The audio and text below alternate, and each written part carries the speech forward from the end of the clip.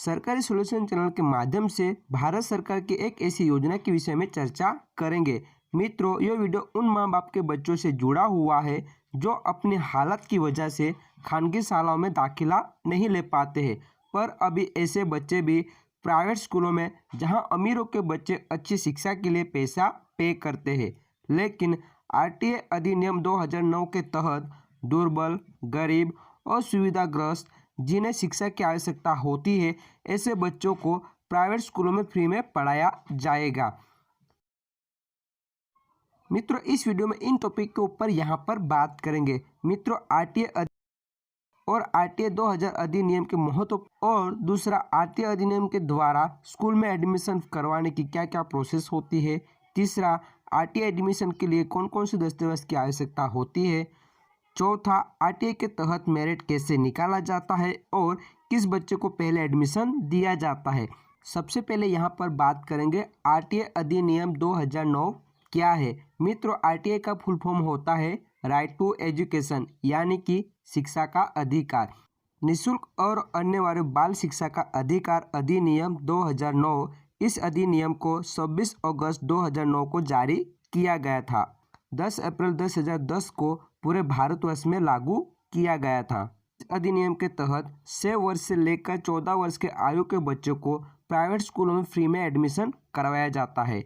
इस योजना में जो भी बच्चा पहली कक्षा में एडमिशन लेना चाहता है वो एडमिशन ले सकता है, लेकिन अगर दूसरी क्लास में अगर एडमिशन लेना चाहेगा तो एडमिशन नहीं ले सकता है। इस अधिनियम का नियम यह है कि जो भी बच्चा अगर प्री प्राइमरी स्कूल में पढ़ाई करना चाहता है इस अधिनियम के तहत, तो जिस बच्चे की आयु 3 साल से ज़्यादा होगी और 6 साल से कम होगी, ऐसे बच्चों को प्री प्राइमरी स्कूल में पढ़ाया जाएगा।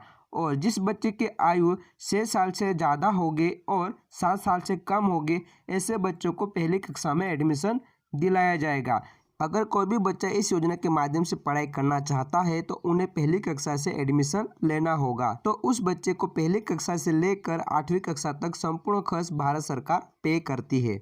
मित्रों, इस अधिनियम को जम्मू कश्मीर के अलावा पूरे भारतवर्ष में लागू किया गया है। मित्रों, इस अधिनियम को मद्रासों, वैदिक पाठशालाओं, मुख्य धार्मिक शिक्षा से जुड़ा हुआ वहां पर अभ्यास कराया जाता होगा, ऐसे प्राइवेट स्कूलों में इस अधिनियम को लागू नहीं किया गया है। मित्रों, बाकी सारे प्राइवेट स्कूलों में आप लोग एडमिशन अपने बच्चे के लिए करवा सकते हैं।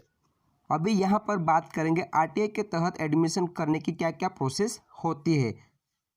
मित्रों, हर वर्ष पूरे भारतवर्ष में किसी भी प्राइवेट स्कूलों में 25 सीटें आरटीए के तहत रिजर्व रखी जाती है, यानी कि खाली रखी जाती है। मित्रों, 25% सीटों पर ऐसे बच्चों को एडमिशन दिलाया जाता है जो सरकार के इस अधिनियम के तहत आते होंगे, यानी कि ऐसे परिवार के बच्चे जो दुर्बल, पिछड़े वर्ग से आते होंगे या ऐसे बच्चे जो असुविधाग्रस्त से आते होंगे, ऐसे बच्चों को एडमिशन इस योजना के तहत दिलाया जाता है।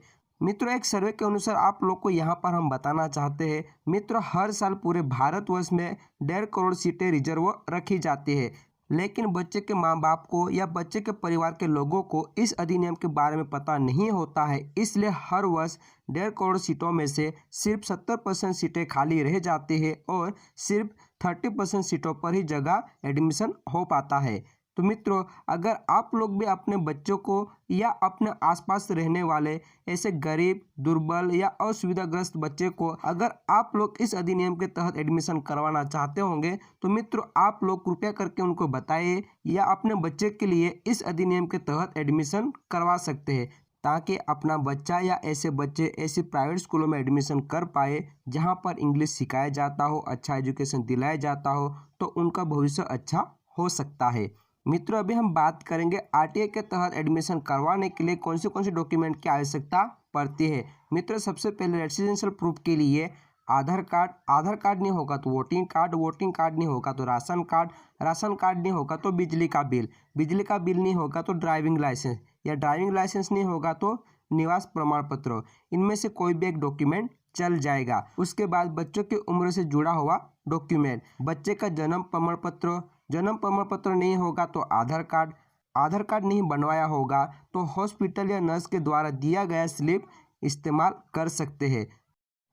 तीसरा, जाति का प्रमाण पत्र, चौथा इनकम। पांचवा, अगर मित्रों आप लोग ऐसे बच्चे के एडमिशन करवाने जा रहे हैं, अगर बच्चा अनाथ होगा तो अनाथ सर्टिफिकेट, अगर बच्चे को देख रेख रखा जाता होगा तो ऐसा सर्टिफिकेट, या बच्चे को कोई बीमारी होगा ऐसा सर्टिफिकेट, या बच्चे को माँ बाप को कोई बीमारी होगी ऐसा सर्टिफिकेट आप लोग को साथ में देना होता है।